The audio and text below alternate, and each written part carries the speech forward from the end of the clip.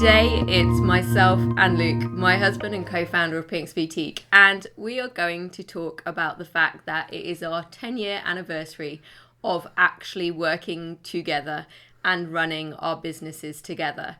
We want to discuss the highs and the lows. Was it a good idea? If you're thinking about it yourself, working with your loved one or partner, should you do it? Or is it just a complete disaster? Does it motivate? Does it undermine? How does it actually work? And is there any way of ever not taking it all home and bringing it into your family life? Today, that is the discussion. So yeah, it's 10 years since we left London, or since I left Harlequins and came up to play for Nottingham and started working together almost to the day. I think it was after the Roslyn Park Sevens that it officially started, and that ended on a winning note. So my rugby career ended on a winning note, and then I stepped into working with Kirstie. Just as a little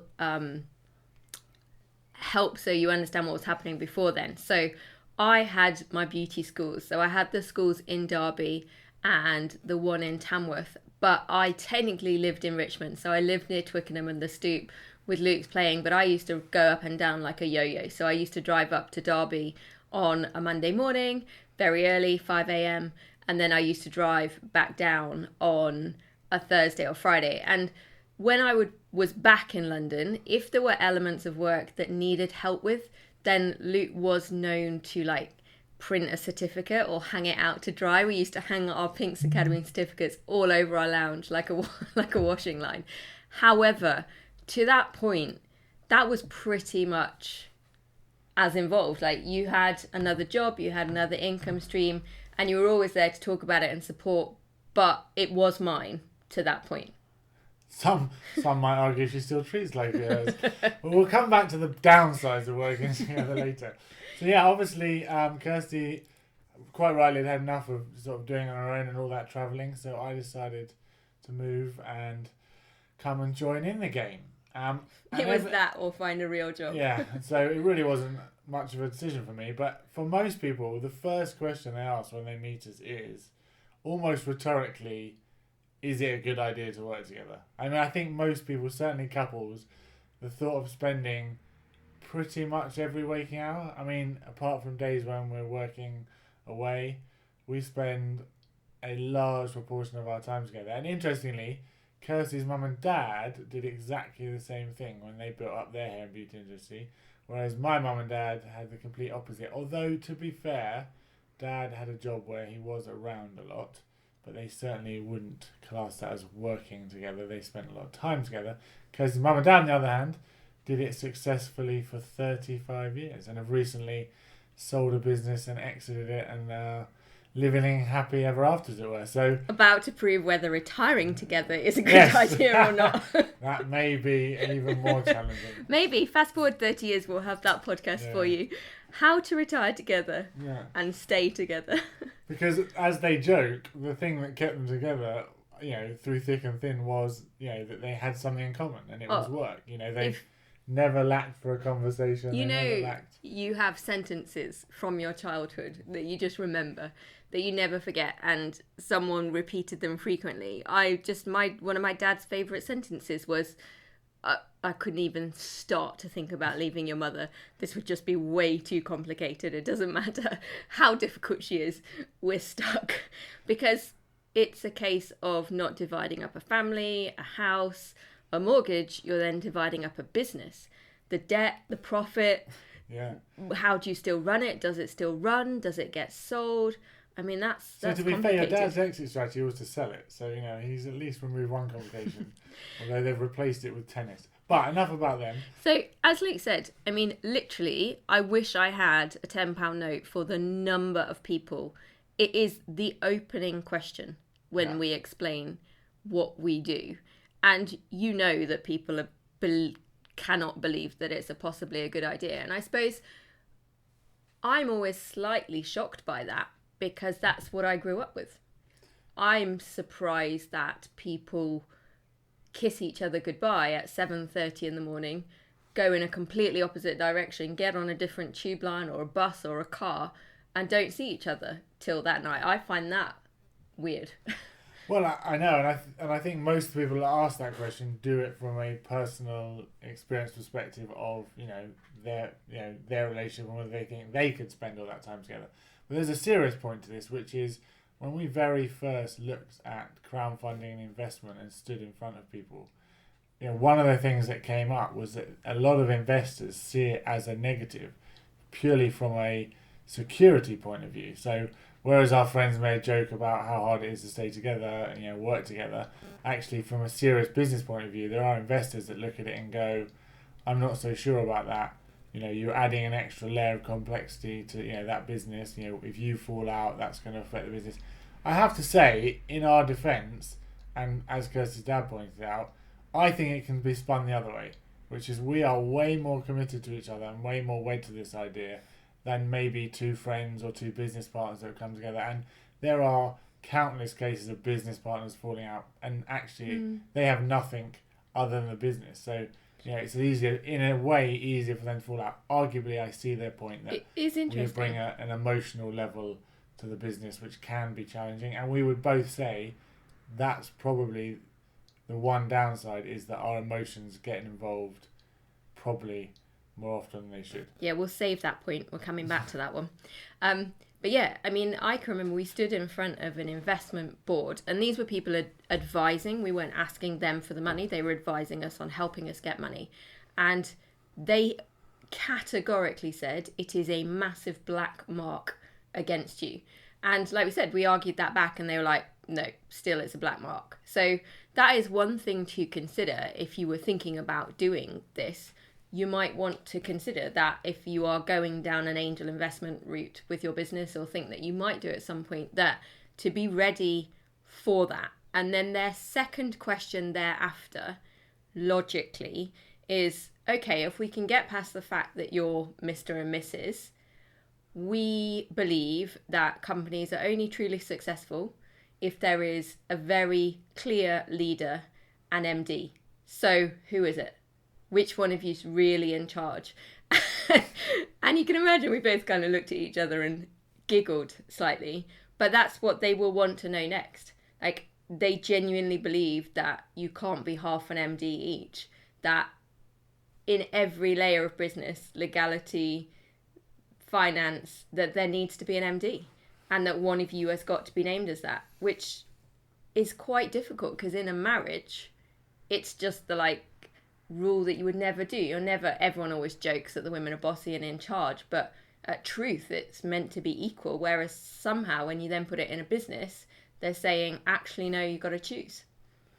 Yeah, very true. I mean, let's start with the positive, which is Kirstie and I have done this for 10 years, and we're still alive. And I would dream of doing it for the next 10 years. So for us, there's not to give the game away. For us, there's no doubt. Okay, let's do the good bits then. Yeah, there's no doubt that for us it's the right decision, and that we enjoy more often than not spending time together and experiencing it together. And I have to say, on this note, there are people that are entrepreneurs, and whatever you want to take that to mean, but people that start their own businesses where one person in the couple has started their own business and the other person hasn't.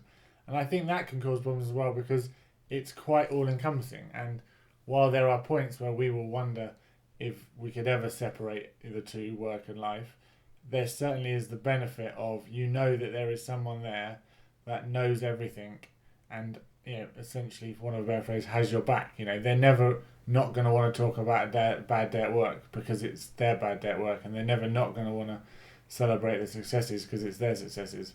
So there at least isn't, in some ways, every strength is a weakness, but...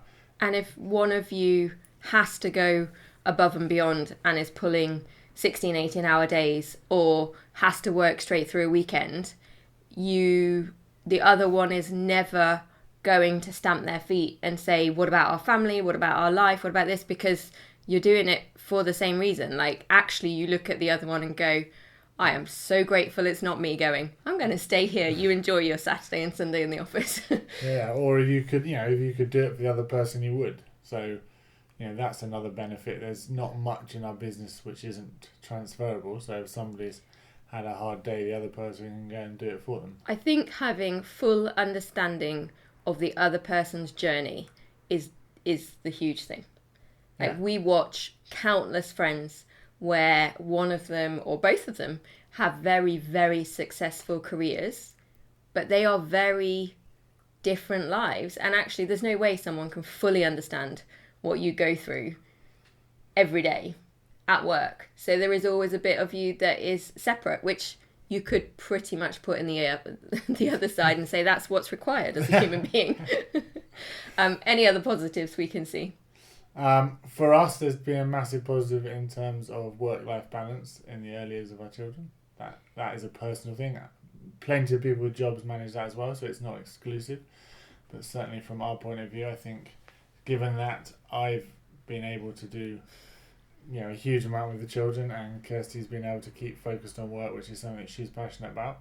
I think that's worked well for us. I hope you wouldn't mind me saying, and I joke about this frequently, but I do think that it has been a huge bonus for the boy side in the relationship, in that I don't know many dads of our age, mid-30s, that have 50-50 shared the upbringing of their children, and that can be there at 5 o'clock and don't miss bath time. Granted, at 7:30 he starts working again till midnight, or gets up at 5 a.m. to work, but he still gets to do the bath bit. And as you said, it's so easy to see it from your own perspective, and so there has been quite a lot of time where I've thought that you've bonused hugely from that, but at the same point, I've never had to give up who I am. Yeah, so I think again it's a challenge to maintain your individuality, but I think for us certainly this has been the right route, and that has allowed us to. Yeah, and we wanted to kind of, while we were talking about this, to really give some advice that if you are thinking about it, the things to think about, or whether it's right. And in short, it is a case-by-case basis. Like, it will come down hugely to your personalities. Talking of personalities, do you think that our personalities are different at work to home?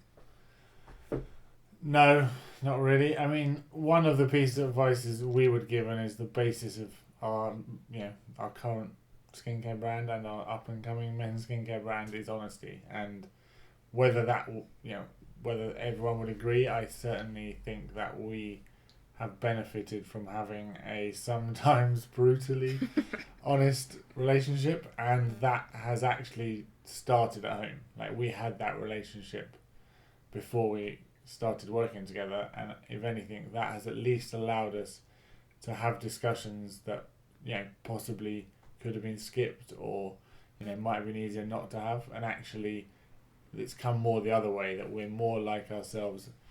The bigger risk for us is we're more like ourselves at work than we maybe should be. As in, at home, I don't think we bring a lot home that wasn't there already. We were very equal, we were very honest, we were very driven to achieve things. We'd have the odd disagreement but solve it pretty quickly. Yeah, as a couple, we were never one of those couples that then wouldn't speak for 24 hours if they'd had an argument. It would have been 10 minutes at the tops, and then it'd be fixed. And so that that's good. The only downside of that at work is we sometimes, being honest, bring stuff to work more often than not. So actually, for us, it works the other way. Yeah, and this is the irony. I actually think our weakness is exactly that. It's the wrong way around. Yeah. We don't take it home. Yeah. We sometimes behave badly at work. Yeah. In essence. Yeah, because it's hard to delineate the difference between being at home and work. So should we go to the bad bits then? Yeah, that is definitely. Jules in the office, who's editing this, definitely agree with that, and we put our hands up. And the guys in the office next door, thoroughly amused by us at times. We do literally have little pep talks to ourselves at points where we're like, right, that may have got out of hand. We may really need to behave. May not be for public consumption. And I do think that currently it's possibly to do with the size of our business currently as well. Yeah. We are in an open plan office. There are literally no more than 4 people at one point ever sitting here. So it is very relaxed, and that's part of what's lovely, but it does mean that then we behave like husband and wife more than we probably truly should.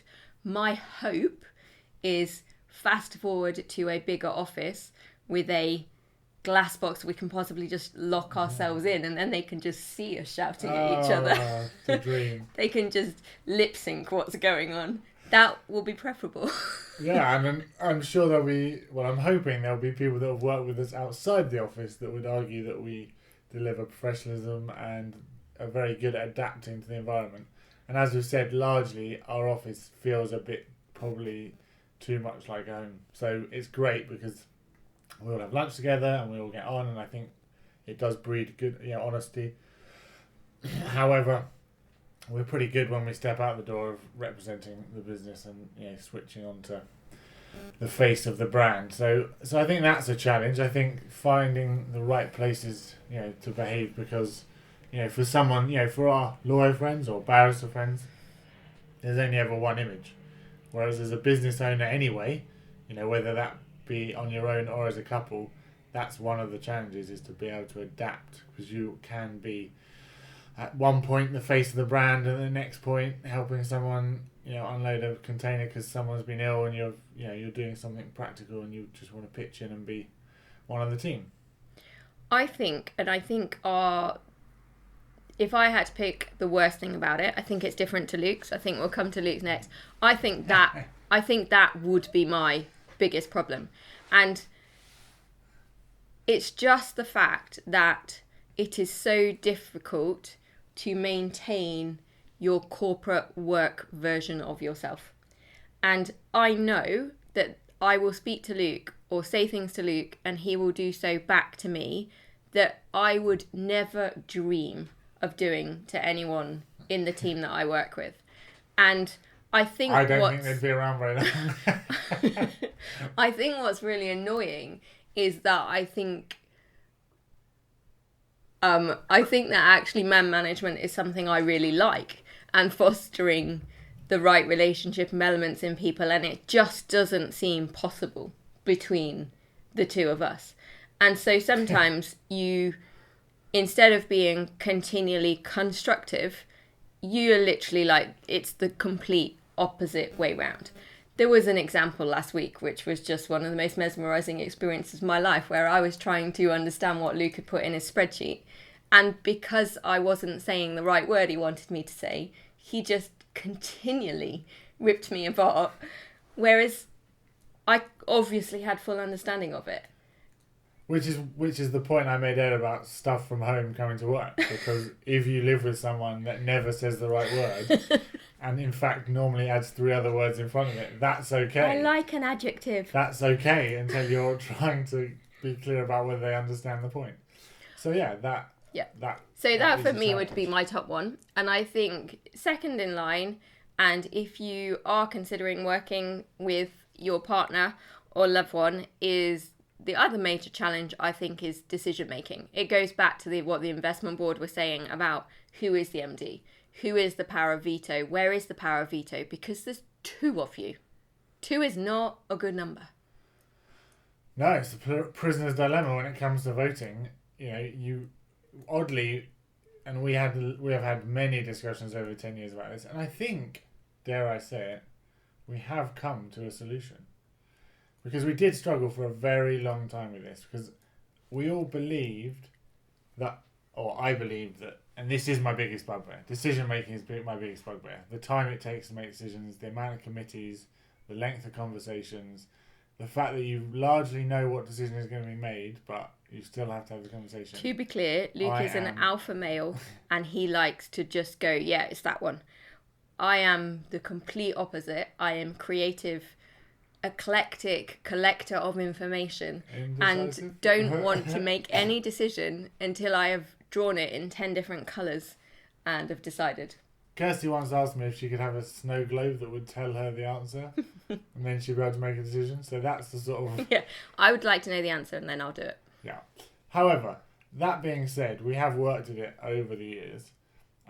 But we actually have to work at it, and this is the key thing. We have to analyse ourselves. And so that's quite a frequent occurrence you'll see within our relationship, and this isn't happening as Mr. and Mrs.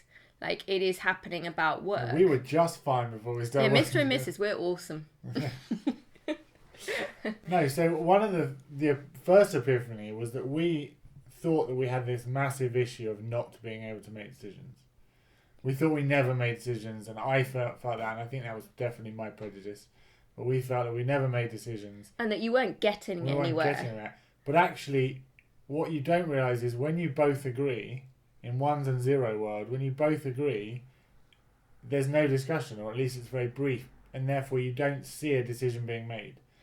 It feels like there wasn't a decision because you both agree. And it happened so quickly it was done. And you could both disagree, and that results in the same thing.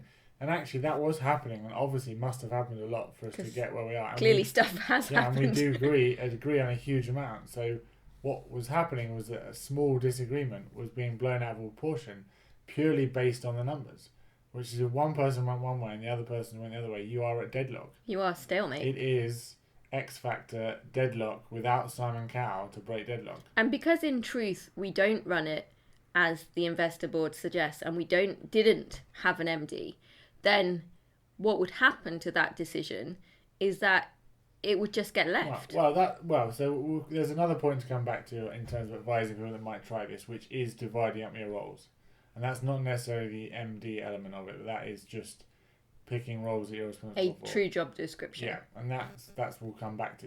But actually, we did try the MD element of it because obviously we've got the men's skincare launching and Pink's Boutique. So we did try that, but it still is quite difficult to achieve because you have to hand over complete control. And somebody, if you could see my face, somebody is not as good as that. I'm not brilliant at it, but I can do it. Kirstie would, I think, admit that. I am, as I frequently say, brutally honest. I have the most horrific personality trait in that I tend to be indecisive, but I am utterly controlling. It's like the complete, it's like a rock and hard place. It's like, I can't make a decision because I don't know what the answer is because I can't read the future, but I'm very unlikely to agree with anyone else's decision or let someone else make it. So we tried MD of girls and MD of boys. That didn't go that well. No, which kind of surprised me, but again, I see why. And so what we have come to now... Bearing in mind this has taken 10 years of different iterations and different versions of who is in charge of what and who's not in charge of what. And I certainly am not suggesting that in the first attempt this will work for everyone, but I think if you know the person, in this case obviously you would because you're married to them, you might be able to understand this before you go into it, which is, and what we found is there someone that's more decisive than the other person? And is that other person that's maybe less decisive still got a strong opinion? And what we found is that, or what we developed, is the power of veto. So we basically have come up with the concept that for decisions where we don't clearly agree or disagree, and we know that a decision has to be made, a strong decision, ultimately I get to make the decision. So I like to make decisions, I'm willing to live with the consequences, and so at any point where we know we've reached stalemate, I will put a case forward for the decision that I've made, and basically that's it. Unless Kirstie is 100% sure that it's wrong. And I know that sounds odd because she's not that decisive, but actually it's very true. If you're ever trying to make a decision and you can't really decide, we always find we've always tried this before, is you toss a coin. So heads or tails, you say, right, we'll let the coin decide. There's a great book called The Dice Man, which I suggest everyone reads, based on the same theory. But you take a coin and you say, right, heads is A, tails is B, and you toss it. And when it lands, you will get a gut reaction as to whether it's the decision you wanted or not. And so there is a gut decision in there. And basically, if Kirstie feels that gut decision is so strong that she just cannot agree with my decision, then we go with hers. And then that way, someone's made a strong decision, which is what the business needs. And if it wasn't my strong decision originally, who was willing to take responsibility, Kirstie's power of veto means that she thinks it's important enough that she then takes responsibility for that decision. And I know that she believes in it enough that then I trust the decision as well. I think that's pretty good. Yeah, and I mean, we've had to work on that in terms of our personalities. We've worked alongside other people where, for instance, we know a couple, Dan, who's done lots of work with social media, where he and his wife work together and say they'll never, ever, ever do it again. Whereas I think he would say he is very strongly opinionated and very decisive, and she was possibly more placid. And so actually all they got like him doing all the deciding side, and it was causing a real imbalance in them. So it does. Basically, you need to sit down with a piece of paper, and this would be the same even if you weren't married, if you were just partners, or to be fair, even if your friend's going to do this. You need to be really brutal about your personalities and have 2 lists. One, which jobs and elements you are going to be responsible for, which bits are yours to control on a daily basis and bring to your weekly or monthly meetings, however frequently you have those. But also really, really analyze your personas and work out what you think is going to be good about those, what you think isn't going to be so good about those, because actually that's the bit, as we found, that kind of gets you on on a frequent or day-to-day basis. It's no different to having people that work with you in a team. At the end of the day, it's all about personalities. It's all about team. So, would you recommend it to people? Kirstie asked me this question earlier off tape. In an absolute instant, I said no. It was really categoric. I was like, no. And Kirstie looked at me, and this comes back to using the right phraseology. And Kirstie looked at me as if to say, are you suggesting that we've made a mistake? And what I remind her is the question she asked was, would I recommend it to someone else? I 100% know that we have made the right decision. Of that, I have no doubt. Would I recommend it to someone else? I think Kirstie just elucidated to it. I really wouldn't recommend it to someone else without knowing a huge amount about their situation and what their goals and aspirations were. And my instinct would be to say that for most couples, it's probably not the right thing. That's my instinct. So I would say no to recommending it. However, particularly in the beauty world, but actually you could argue this in lots of business, in the beauty industry, there is an uncanny amount of husband and wife teams. Like, it's... Yeah.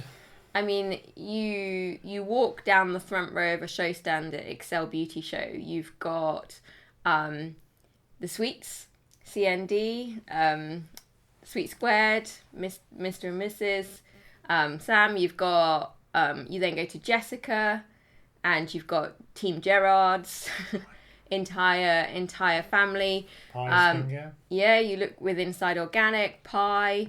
They are Mr. and Mrs. Voya are a Mr. and Mrs. pair.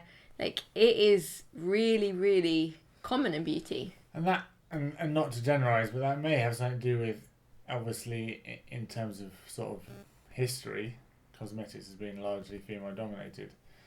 But I think from what we've described as well, people have different skill sets, which comes back to the point we're making. And it's really helpful to have people that are passionate about different things. So, you know, I like numbers, and I like plans, and I like strategies, and I like logistics, and Kirstie likes... I like design, I like the customer front facing, She's fantastic at sales. Training, and I like selling stuff. And when you put the two together, you have a pretty good team. So I think that, again, is just our experience. But I think if you looked across the board at those other brands doing it, that's a similar balance. So that would be one of the other pieces of advice we discussed earlier, which would be very clearly defining roles. And that we found relatively quickly, probably 2 or 3 years in. Obviously, I was playing rugby still to start with, so I had a less full-on role. But once we became full-on, that was one thing that we did, for 2 reasons. One, to stop conflict, to stop having to sort of second guess and give up some control.